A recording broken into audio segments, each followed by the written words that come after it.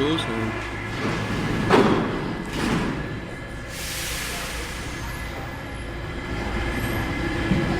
Attendez que le train soit parti.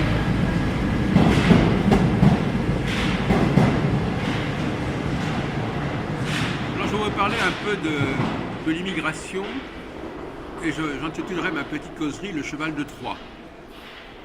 C'est-à-dire que il y a quelques décennies, quand on avait affaire à des musulmans, à des maghrébins, on pouvait dire oui, ben vous venez d'arriver de votre pays ou retournez dans votre pays, etc.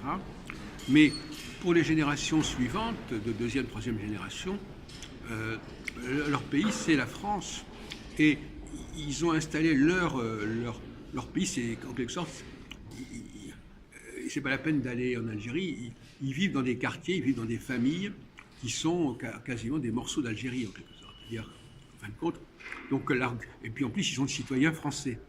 Donc finalement le débat devient compliqué puisque il ne s'agit plus de renvoyer les gens dans un autre pays, mais leur pays, ils l'ont installé en quelque sorte dans des banlieues, dans des quartiers, et donc finalement, c'est en France quand même, si on veut.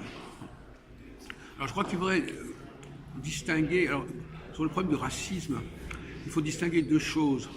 Il faut distinguer le signifiant et le signifié. C'est-à-dire que, bon, le signifiant, bon, c'est le fait d'avoir tel et tel aspect physique, et le signifié, c'est la culture dont on est porteur à un moment donné, qu'on véhicule, et qui peut changer. Un même peuple peut changer complètement de culture au cours de son histoire.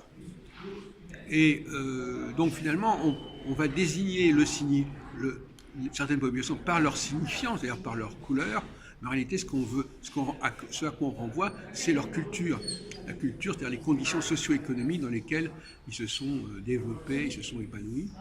Et effectivement, au sein même de la France, toujours, il y a des cultures très très différentes, qui ont des critères très différents et par conséquent qui sont souvent incompatibles entre eux.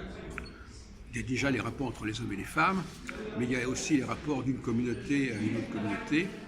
Et par conséquent, il vaudrait mieux parler de problèmes de culture plutôt que de problèmes de race, même si souvent les deux sont associés. Et donc c'est pour ça que je préfère parler de culture maghrébine. C'est un mot qui est moins attaqué, voilà. Et puis de toute façon, ou de culture étrangère, parce que de toute façon nous sommes tous des étrangers par rapport aux autres cultures. Donc finalement, quand on dit à quelqu'un qu'il est étranger, ça veut dire qu'il a une autre culture. C'est pas un défaut en soi, mais le fait est que quand on est étranger à une culture, on fait problème pour cette culture de toute façon. Ce que je veux dire, c'est que c'est pas une question de xénophobie, c'est simplement que quand on appartient à un groupe X et qu'on va dans un groupe Y, il y a forcément des difficultés qui se présentent et c'est valable dans les deux sens. C'est-à-dire que chaque groupe fait problème à l'autre groupe. C'est pas spécialement l'un par rapport à l'autre. Simplement, alors il y a un autre terme que je voudrais aborder aussi avec vous, j'ai peut-être déjà abordé, c'est la question de qu'est-ce que c'est que l'espace public, qu'est-ce que c'est que l'espace privé. Est-ce que, à votre avis, dans l'espace public, on est plus libre de ces mouvements que dans l'espace privé? Ça dépend des mentalités, ça aussi. Il y a des personnes qui pensent que dans l'espace public, on peut faire ce qu'on veut, alors que dans l'espace privé, on est beaucoup plus limité. Mais, à mon avis, dans l'espace public, on a un devoir de réserve, on a un devoir de limiter ses activités, et donc par conséquent, l'espace public n'est pas du tout un espace où on peut faire n'importe quoi, où on peut dire n'importe quoi. Donc là aussi, il y a des malentendus, parce que pour certaines populations, l'espace public, c'est vraiment l'endroit où chacun peut faire ce qu'il veut, comme il veut, alors que dans l'espace privé, on a des contraintes. Alors comment on peut habiter avec des personnes qui n'ont pas la même idée de l'espace privé? Par exemple, si on prend un restaurant, McDonald's par exemple, est-ce que c'est un espace public ou est-ce que c'est un espace privé? Est-ce que on doit respecter, quand vraiment un groupe est à un tel endroit, assis à tour de telle table, est-ce qu'on a le droit de les ennuyer en disant de toute façon c'est un espace public, donc on peut faire ce qu'on veut, on n'a pas de... Voilà. Et il y a aussi l'expression, par exemple, ce qui m'appartient, ce qui ne m'appartient pas. Quand vous êtes dans l'espace privé, ça vous appartient, ou ça appartient à un certain nombre de personnes. L'espace public, ça appartient à tout le monde, soi-disant, et donc personne ne peut faire la loi dans l'espace public. C'est aussi ce qu'on entend. Alors je terminerai aussi en disant que quand quelqu'un est dans son milieu normal et naturel, il est contrôlé par le groupe.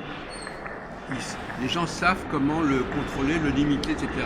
Quand il sort de son milieu naturel, il devient incontrôlable parce qu'on ne sait pas neutraliser ses comportements, on ne sait pas les limiter, et par conséquent, quand la personne sort de son groupe et qu'elle est dans un groupe auquel elle n'appartient pas, elle commet souvent des excès parce qu'on ne sait pas l'arrêter, on ne sait pas la contrôler, on ne sait pas la limiter.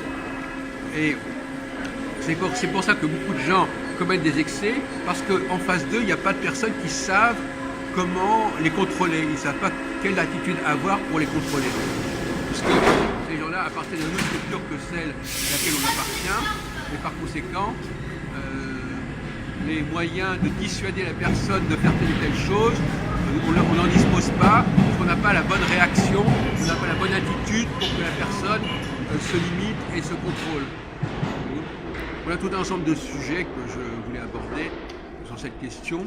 Alors j'emploie le mot cheval de Troie, parce que justement, le cheval de Troie, comme vous connaissez, c'est l'histoire de ces Athéniens qui avaient laissé un cheval à l'extérieur de la ville de Troie, donc qui était à l'extérieur, et les gens de Troie ont introduit le cheval dans leur cité, et comme on sait, dans ce cheval, il y avait caché un certain nombre de guerriers grecs qui ont ainsi ont pris le pouvoir dans cette cité de Troie. Et donc là, on peut dire que, par exemple, quelque part, les Maghrébins, par exemple, sont une sorte de cheval de Troie qui est installé en France, en quelque sorte. Alors j'en fais